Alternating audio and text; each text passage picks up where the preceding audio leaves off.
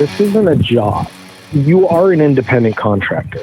You are essentially working for yourself, and you've got to treat it as a business. So don't go into it as a job. Run it as a business, and you can be successful at it.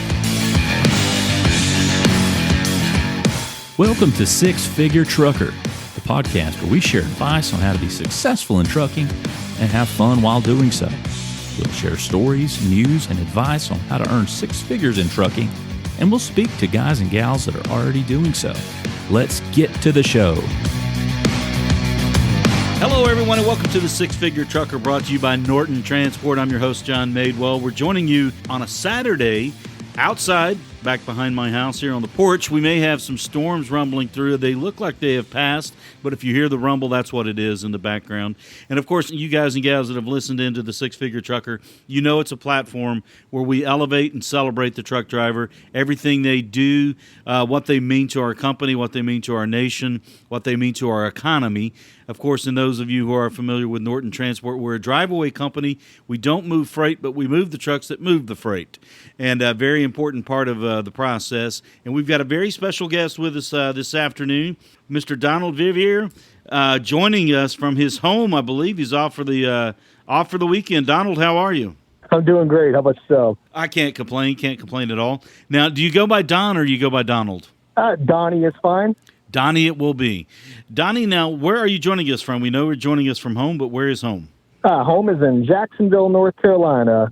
For reference, it's basically Camp Lejeune Marine Base.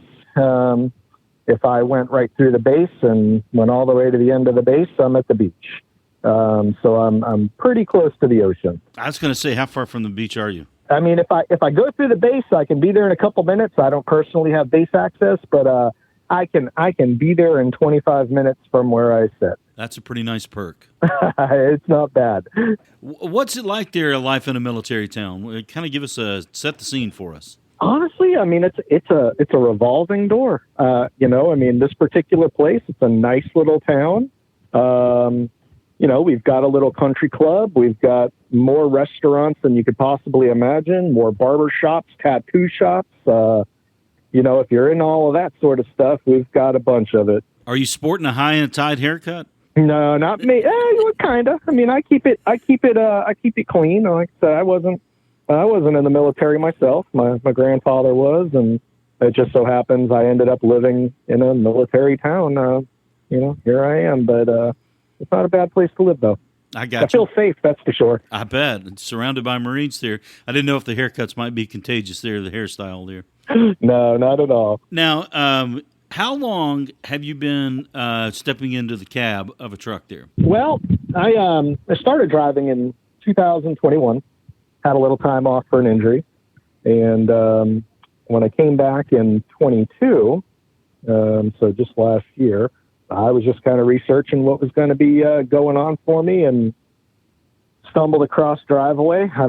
Honestly, I couldn't even tell you how I did. I think I might have been online looking for something and somebody had mentioned it. And, you go down that rabbit hole and before you know it, you're, researching all aspects. And so basically I've been doing Driveaway since, I guess around October of last year.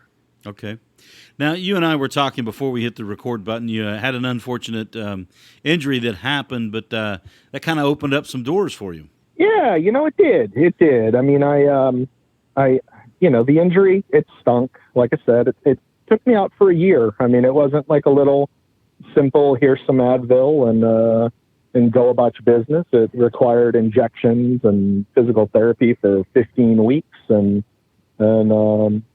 I was given some opportunities after that. I wasn't sure if driving was going to be one of them. And, unfortunately, the distance for some of these opportunities were a little too far away.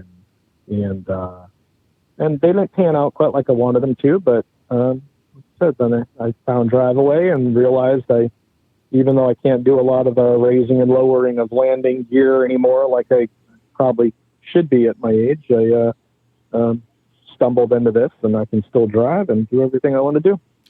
Well, you landed on your feet into the Driveaway space. Now, you don't have to name the company, but did you land on your feet with Norton Transport, or did you go to another company and then come to us? No, I I started with another company. I did maybe 1 or 2 runs with them, with, kind of dove in head first. But I think if I remember correctly, Norton was right after that. I think I kind of needed to regroup for a little bit after those, couple of runs as a new guy trying to figure it all out. And I think I still need some fine tuning, but it was Norton right after that. And I've tried 2 other companies, one that I'm with pretty regularly now, besides Norton, and the other one didn't quite pan out like I wanted it to, but I'm pretty comfortable right where I'm at right now. You know what I mean? Well, that's good to hear, and we hope that Norton is, we hope it's your favorite. I enjoy it. I enjoy him. My dispatcher there, Courtney's great. If I tell her where I need to go, she takes time to get me where I need to be, so it works out. Well, I got to confess, your name came up as a candidate for the Six-Figure Trucker brought to you by Norton Transport from Courtney, and she had informed me and some others inside the business, inside the building, rather, that you stay plugged in to the connecting of the dots in our company, in our industry, rather. Tell us a little bit about that, because on some of your runs, you're not just doing the job of transporting the truck, but you have a curiosity that's connected to that. Well, yeah. I mean, we got to talking, her and I, and she asked me. I always tend to end up. It seems every run I get always takes me to around the same area, and she asked me, hey, I don't want to butt in. Why exactly is that the area you always go to? We got talking, and I also do, I do an RV side of it too. I go to one location, and I know when I go to that location, I always have a place to get something else that takes me where I need to be, and I can turn right back around and do it all over again. It's not really, it wasn't really by design, like I told her. It just so happened that, you go to a place like Indiana, which is the RV capital of the world. Mm-hmm. And, there's plenty to do there, So, where I'm dropping off, like, for example, cab and chassis that are coming from Freightliner or coming from wherever, going to Indiana, those are turning into RVs and fire trucks and everything that are in turn going somewhere else. And I tend to, I'm able to connect the dots by I basically make one big giant loop. It works for me, and I suggest that anybody who's in this don't look at it as, hey, this is going to X and it's making X, and then you get there and you're scratching your head figuring, well, now how the heck do I get out of here? Right. You've got one waiting for you. Yeah, I usually do. If I call Courtney tomorrow, for example, obviously it's the weekend, but let's say if I call her Monday and I say, hey, you got something going up, to that area? Yeah, we sure do. We'll assign it to you. Well, as soon as that's assigned, I'm looking and I'm going, okay, well, let me see what I got coming back, or let me see what I have somewhere else. If I can line that up, obviously the next question is, okay, Courtney, what can you help me with? You got anything in this area? And I never try to wait till I get where I'm going to be. Right. You've got to have a plan in place.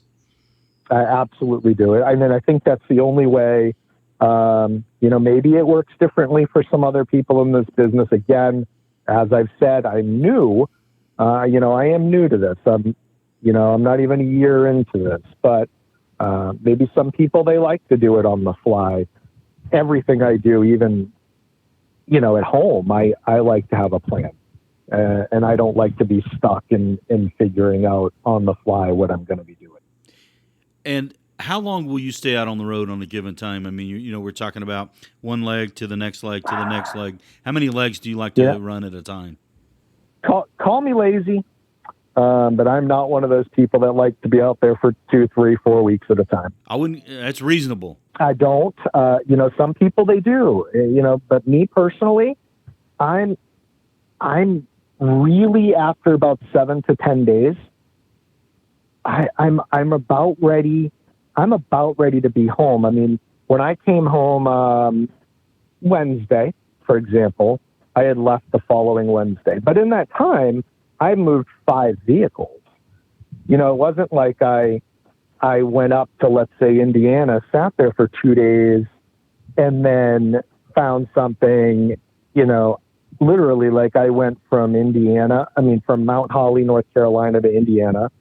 Then I took a shorter run that went to Michigan.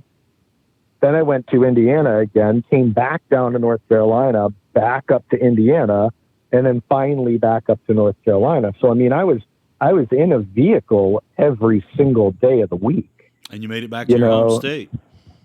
And exactly, I made it, you know, I think actually, let me rephrase that. The last run I did ended up dropping me off in Virginia. But even so, I was only, you know, 3 hours away from home. Yeah, that's good. You know, and that's good. And having a tow car, obviously, you know, again, that's something, you know, invaluable to me. I mean, you know, 3 hours, I unhooked after I got checked out, put some fuel in it, and I was home in 3 hours.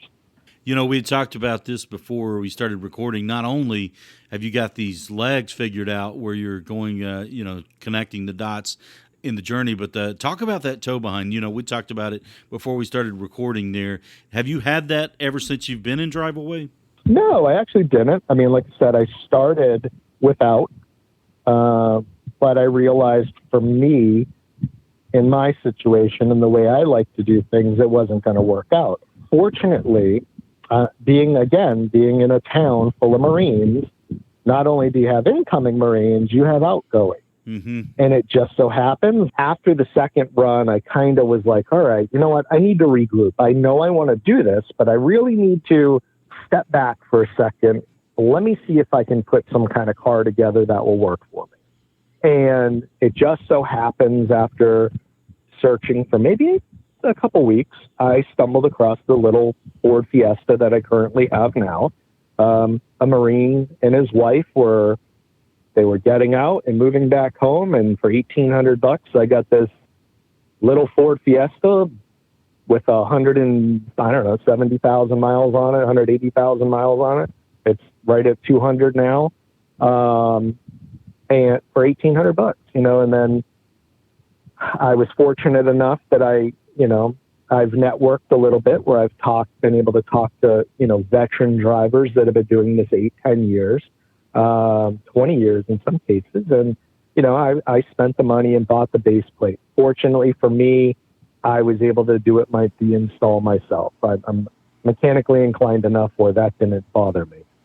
I would imagine it's paid itself off time after time. Yeah, you know, and I had a veteran that gave me a killer deal on a used tow bar, you know, and so I bought that. And, you know, and when it was all said and done, I mean, just as an example for somebody who's been on the fence about this, my entire car, including buying a brand new pinch hitch, you know, from a company out there in Goshen, Indiana, I'm only maybe $3,500 into it, you know, and that's including the price of the car, you know. I mean, and that may even be a little bit high, you know. So for even at $3,500 though, for $3,500, I don't worry about, you know, where I'm going to go and how I'm going to get there. You know, I just get in and turn the key and go, you know, and so it doesn't have to be expensive, you know. That makes the whole planning process, I would imagine, a lot simpler, a lot easier, a lot more straightforward. I think so. I mean, you know, even down to the food I eat, you know, I don't like all that fast food. I have a freezer in the car. I have a portable 12-volt freezer. So before I go on the road, what do you think I do? I prep everything. I prep all my meals. I freeze all my meals. I stick them all in this freezer. Give us the dimensions of this freezer. What's the configuration there? Gosh, you know what? I think it may only be about a 30 quart. It's not big. It's basically your typical, like, cooler size, you know, like a regular ice chest, you know. I mean, it's not big. I don't have the exact dimensions offhand, but it's put it this way, it's big enough where it doesn't take up the entire back seat. Which you'd removed some of the seats in the car. I took all of it out. I mean, I took the back seat out. I took the passenger seat out. I've built a little platform in there. So, not that I'm opposed to sleeping in a hotel, but you know how it is. I mean, sometimes you're more focused on driving, and by the time you realize, man, my clock is almost out, there's the rest area. Sometimes it's just easier to, pull off the side of the road. I got a, memory foam little mattress in there, and I sleep like a baby myself. Again, not for everybody. Some people will argue, you're sleeping in your car. What kind of life is that? But, that's another story. But it just all works out. I mean, I bring everything with me, and so I'm not spending the money at truck stops. I'm not spending the money at, every fast food place I come across. I'm actually trying to not only, save a little money, but eat healthy. I mean, let's be honest. It's not truck driving is not a very healthy lifestyle in general, and I mean, why add to it if you don't have to? Sleeping in the car is money in the bank. It is, and I understand the arguments. I mean, some people will listen to this and say, yeah, but it's a write-off. Well, it is. You're still outlaying the money right then and there, though. Right. I mean, let's be honest. I mean, you're still handing a hotel chain, $80 or $90 to stay in a hotel that night. I'm just not doing that. I have a car that doesn't leak. I mean, it's, water doesn't get in it. It stays cool. It stays warm. And it works for me. I'd rather save the money, initially and not have to worry about writing it off later. It does the trick. Now, on a given week, let's say you're not opposed to staying in a hotel. Let's say a given month. How many nights would you stay in a hotel in a month on the road? I mean, I can tell you now, I've only stayed in a hotel 2 or 3 times. Okay. Since last year, and I'll be honest with you, I think the couple of times that I did were either an orientation I did or something like that, where I just felt it was probably a better option for me. But again, I mean, who doesn't, who doesn't, while they're on the road, want to go sit by a pool every once in a while? Sure. I mean, you're in a truck for 11 hours a day, but if I need to do it, I'll do it. But right now, I sleep like I said, I sleep like a baby in the car. Why do I worry about a hotel? Gotcha. Now, in your short time on the road, what's the best trip you've made as far as best memories made, most intriguing sights you've seen, just awe-inspiring things? What's the best place you've been to? Well, I don't know. It's funny. I don't know if it's a best memory. This last trip I took, you know how GPSs act sometimes. I was in an RV, and it get those typical messages that, hey, you can save 10 minutes by going, this way. And me, of course, I hit that button real quick. Well, this was in Pennsylvania. What I didn't realize is this thing was going to take me through the mountains and little 2-lane roads in the mountains. So here I am for 2.5 hours in these little tiny mountain roads up and down. Beautiful views. I mean, as many times as I wanted to pull over and just sit there and stare, between the mountain farmland and the, everything else. It was quite amazing. And I mean, in most of what I do, I also carry a dash cam with me. Right. Again, little insurance policy for myself. You never know who's going to decide they want to, jump in front of you. I'd like to have covering it. yourself. So, yeah, absolutely. Yeah. So, I mean, I got some pretty cool footage of me going through some mountain roads, that I wasn't really expecting. But, yeah, I mean, I don't know that I've had anything like amazing yet. One of these days I'll hop in a vehicle and go cross country. And in that case, there's a lot of places I'd love to see out west, but, yeah, I'd say that was the most like memorable, but it was also kind of that oh crap moment as well. Right. And then the same would go with, the route I take through like West Virginia. At one point you're 3,500 feet above sea level. You see the sign that says you're at 3,580 something feet up in the air, and, you've got a 7%, 8%, 9% grade to go down. It's like, oh, okay. Probably should keep an eye on that one. Yeah, exactly. Well, a lot of times you may be mistaken not for a driveway driver, but a vacationer. If you're taking an RV and you got a tow behind you there, it's like, people on the road may think, well, I wonder where that guy's going. Yeah. It's funny. You get a lot of, especially when you pull up, like I had sent Courtney a picture of one of the cabin chassis I picked up in Mount Holly, North Carolina. Dropped off in Indiana, and then about a day or two later, I actually had picked up one of what they call a Super C RV. And basically what that is it's a, like if you know what a Class C RV is, picture a Class C RV on steroids. And they're on Freightliner chassis. They're also on big Ford chassis, but, you're talking a 33,000 pound Class C RV. And the one thing that always is fun is, you're pulling into a fuel station or something, and not only do you get people looking, but that thing is so cool. Can I look inside? And it's like, yeah, I don't mind if you look inside. Please don't touch anything. Don't rub against anything. Right. And then you tell them how much one of these things cost, and, it's a $379,000 sticker price on it. Then they're really quick to just step right back out. Like no fingerprints. Yeah, some of the vans you take, that are the little RV, conversion vans are almost $200,000. Right. This is the kind of stuff that we can all drive them. Obviously, just depends on who you're driving with, Mm-hmm. Now you got your CDLs back in 21, is that right? 21, yeah, I got them locally. It was funny. I was working for a medical equipment company.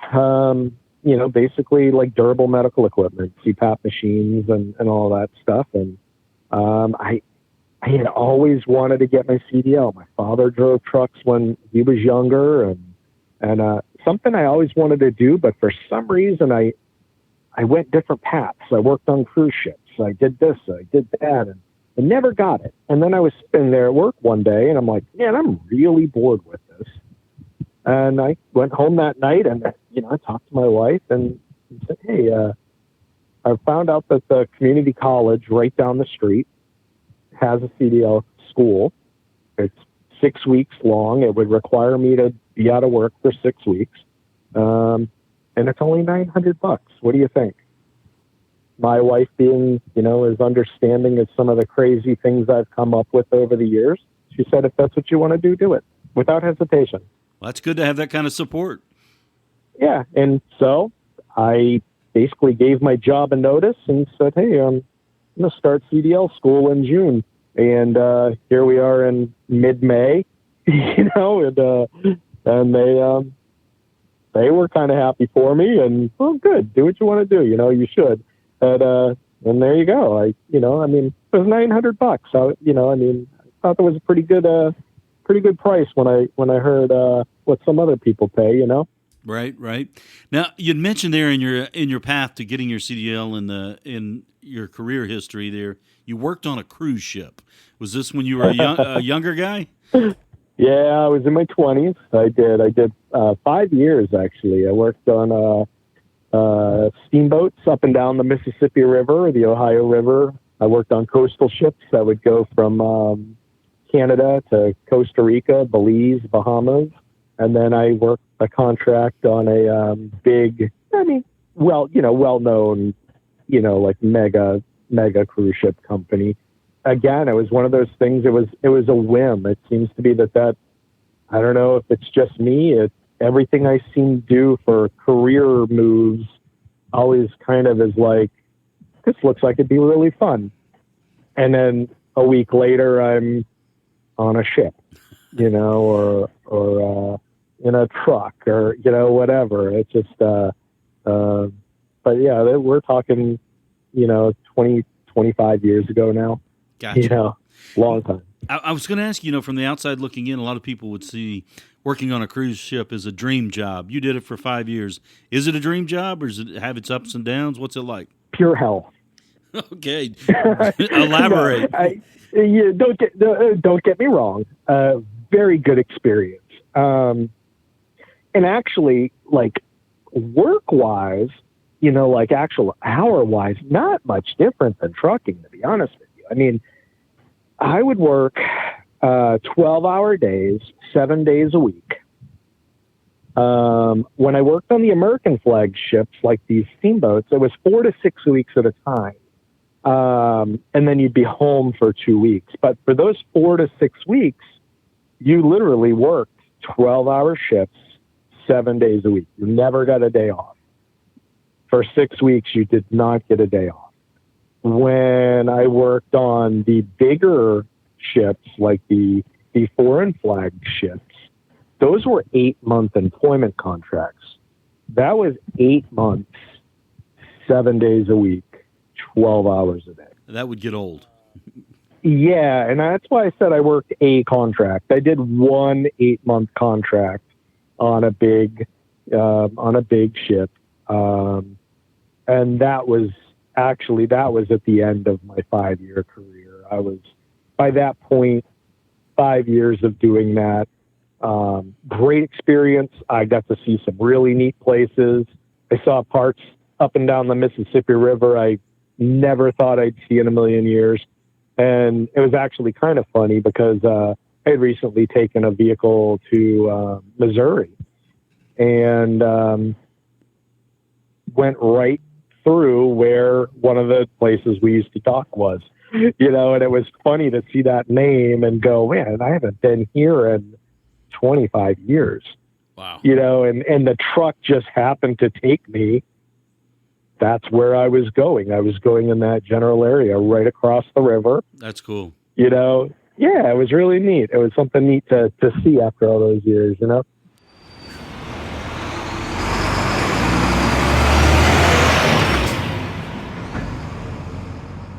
You're listening to Donald Vivier here on the Six Figure Trucker, brought to you by Norton Transport. He's Donnie to us and to his friends, his close ones. Now, he is at home this weekend, this Saturday, in Jacksonville, North Carolina, about 20, 25 minutes from the beach. But Jacksonville has not always been home for you. Is that correct there, Donnie? That's correct. Originally born in a little town called Lawrence, Massachusetts. They were an old mill town. And then from there, my family actually transplanted to Orlando, Florida. And I spent most of my adult life, that's where I was based. Even when I worked on the ships, I was based in Florida. And I've only been here in North Carolina since about 2015. Is when I came here. So not too long now. Now, it was an interesting story we talked about before we hit the record button of what led you back to North Carolina. A lot of people move because of jobs, but that's not what happened for you. No.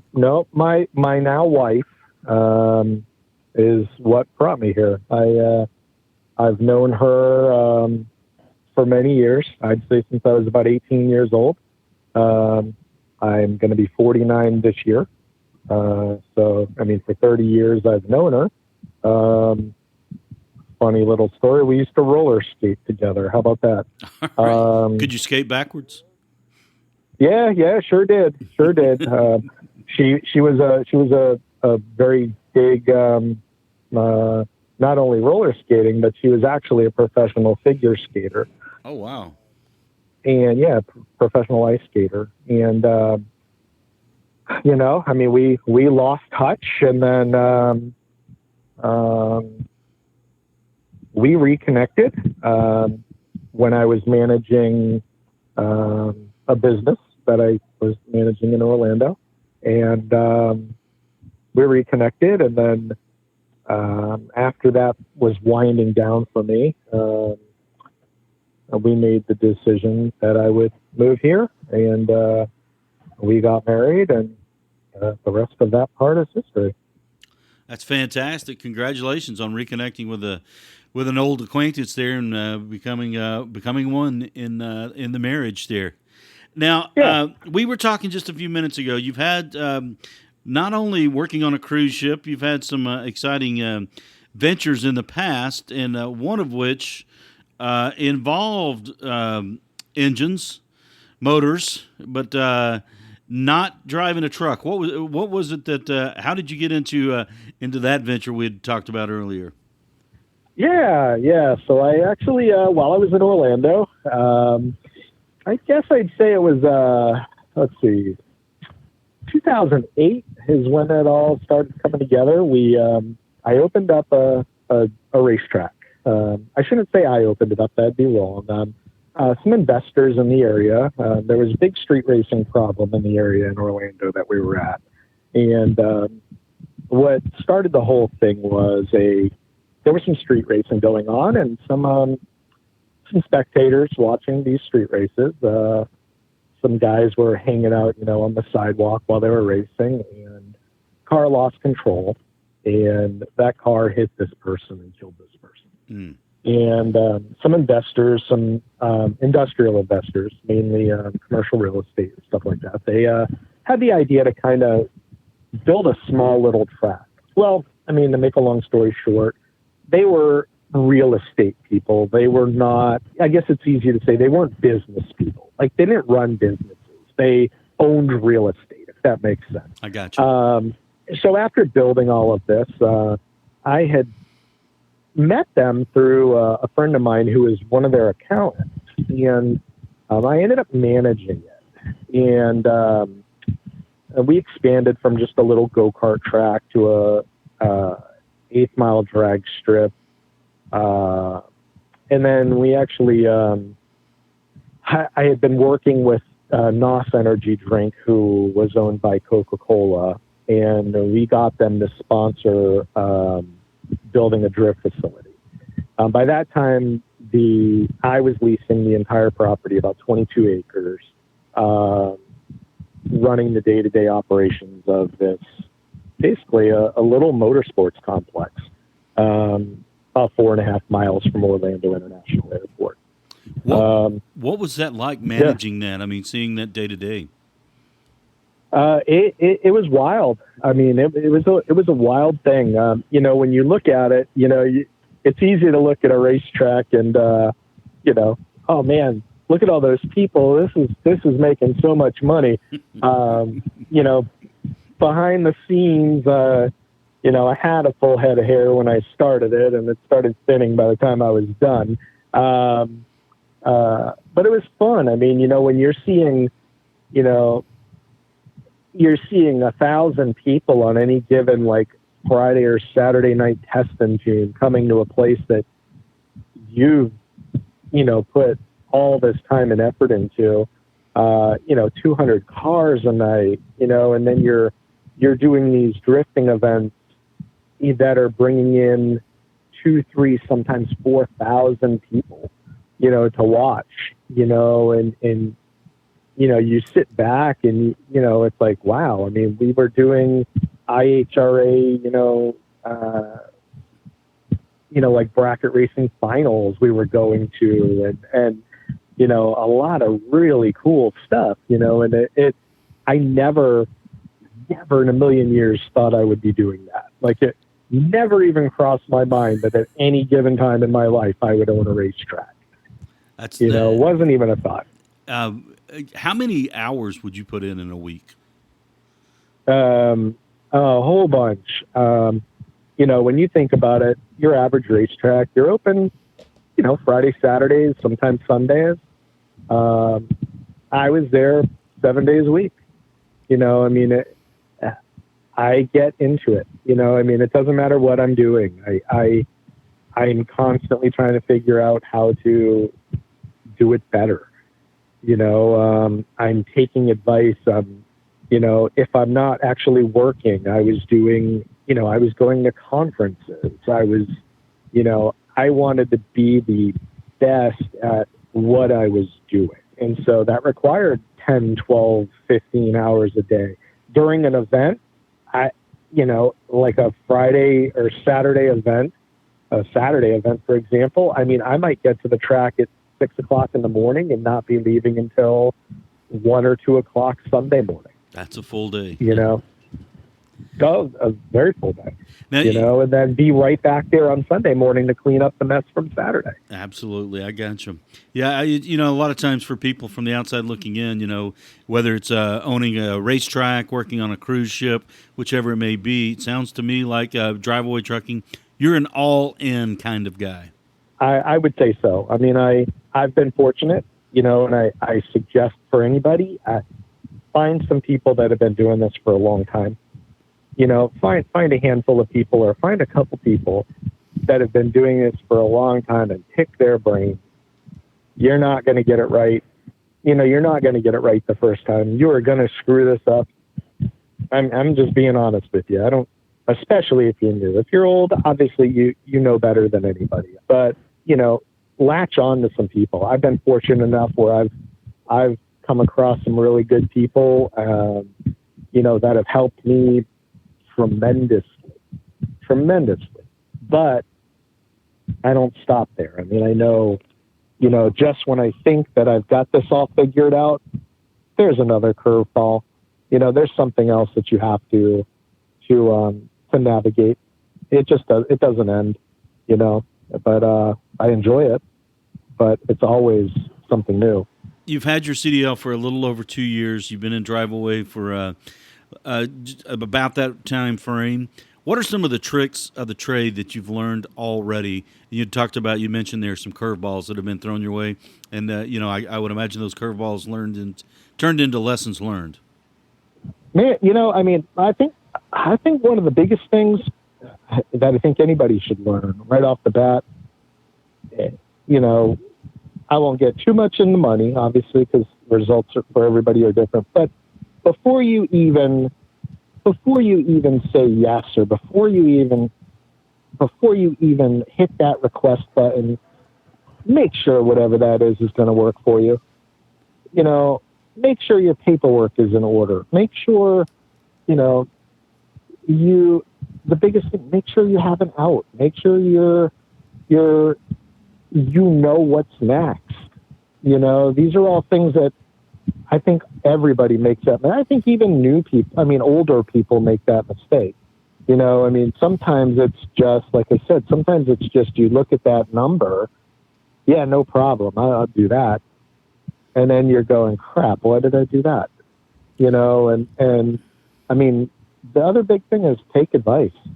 You're not, even if you've been doing this for 20 years, you may realize that new guy has a way they're doing it that you would have never even thought of. Right. Always be receptive. That actually works better. Be receptive and open to different ways of doing the same thing. Certainly. Now, you're 49 years young. How long do you see yourself behind the wheel? It's a good question. Right now I enjoy what I'm doing. I like to drive. It's something I've always liked to do. I can see myself doing this many, many more years. I like, particularly the Driveaway thing because I like the freedom, that kind of comes with it. You're picking your own, you're picking your own kind of path, and that's one thing I like, that whole, punching a clock tomorrow and then punching a clock the next day. I think that's kind of over for me. I work better this way, I got you. But for years, definitely. You're listening to Donnie here on the Six Figure Trucker, brought to you by Norton Transport. You may hear a little background noise. We're doing this episode from my back porch here on a Saturday, and the storms that we thought had passed, they may be coming in here. You may hear some thunder off in the distance there, but just making you aware of what you're hearing in the background there. And you obviously have found something you like. You've tried a lot of different things. What's most appealing? I mean, you've really touched on it already about the freedom that you get in Driveaway and making your own decisions, making your own plans. Anything else that's really appealing to you in the Driveaway sphere? Well, yeah, I mean, I like that I can I'm never going to be in the same vehicle on any given day. You know, I mean, like I said, I last week I did 5 different vehicles. You know, 3 different RVs, 2 different kind of Freightliners. It's never the same, and you get to control that. You know, I mean, you know, if you ever wanted to drive a garbage truck, you know, I mean, go book a garbage truck. You know, if you wanted to drive a fire truck, book a fire truck. You know, I mean, just drive.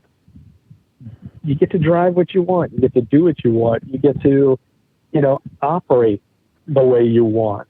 You know, I mean, obviously there's, you know, you've got some time restrictions, and, you know, if you say you're going to be somewhere at a certain time to pick up and deliver, I mean, that's, you know, you have to do that. But, you know, I mean, you're free. You operate this the way you want to operate it, you know? You've got that freedom and also having that tow behind car. How much does that help you in terms of punctuality? I mean, it helps me a bunch. You know, I mean, because I try to, me personally, like we discussed, I tend to stay the same kind of route. You know, I don't really deviate much from the area I'm in, but like I know, honestly, one of the closest places I can pick up in my area is about 4 hours away. You know, and I mean, I know that, you know, I know they happen to be open till 2:00 Monday through Friday. I can time it where I know I'm not going to be late. I'm not relying on anybody. You know, I'm not relying on Uber to get here on time or a bus to get here on time or you know, anything like that. I'm saying, okay, I want to be there at 10. I need to leave my house at 6. Bam, I'm there. Yeah, you don't have to, a lot of outside factors are not going to impact you. No, and obviously that, I mean, again, it's not the end all. I mean, the car could break down. I mean, you know, obviously there's some, you know, stuff happens, but I'm not relying on anybody. I'm relying on myself. Gotcha. You're listening to Donald Vivier here on the Six Figure Trucker, brought to you by Norton Transport. He's been telling us, if you're just joining us, about working on a cruise ship, owning a racetrack, and now driving Driveaway for us. Now, Donnie, as we wrap up here, just wanted to ask you, what would your thumbnail advice be to someone who's considering moving into Driveaway, who may be coming from a different industry or starting fresh? What would you say to them as far as how would you approach it? Well, I mean, the first thing I would do is I would really spend some time in research. I would really look into some of these companies, seek some advice, you know, try to talk to some people who've been doing this a long time. I'm not going to call out companies, but obviously you're going to get good and bad info on, you know, if you get on Facebook or you get on anywhere else, just like anything else. You may have 100 people that say, you know, such and such restaurant's great, but then you're going to have 50 that say it's the worst place ever and they never want to go. Same thing goes with Driveaway. I mean, you're going to, you know, you're going to have all these mixed bags, you know, and you know, so really research that. But the biggest thing that I think people need to understand is this isn't a job. And I know that gets lost on a lot of people.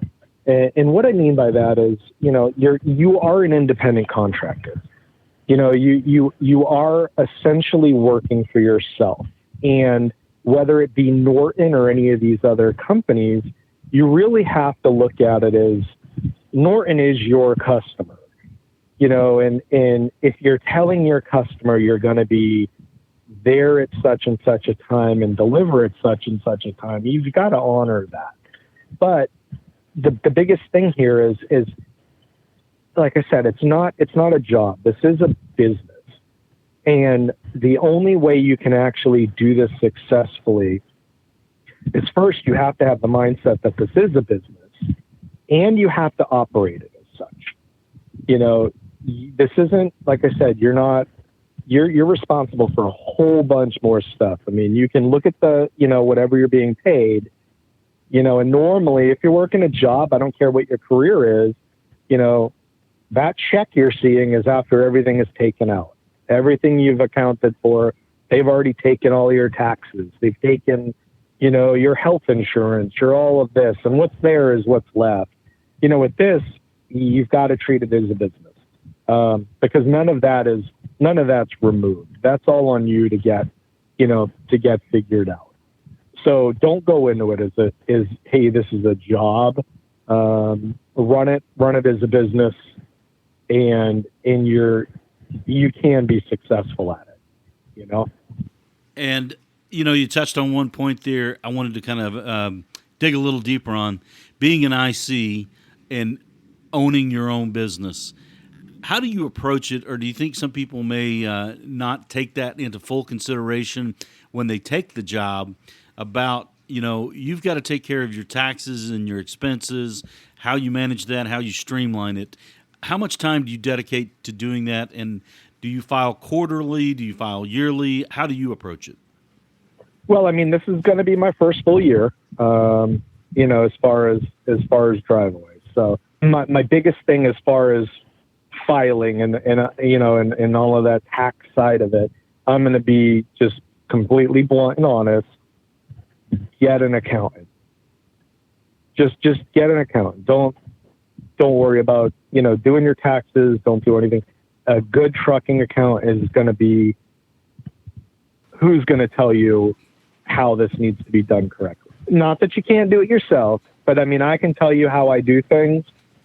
There could be 10 accountants that are going to tell you, that shouldn't be the way that wouldn't be the way they would do it. Right. I mean, for the couple $100 you're going to spend at the end of the year, let somebody else tell you the best way to do it. I have my system, but again, I also do have some experience, with a pretty much cash business and owning a racetrack. Right. So I have I obviously I've had regular jobs, but I dealt with a $1 million a year business. And I mean, it's not to brag. It's just, it's $1 million a year cash business.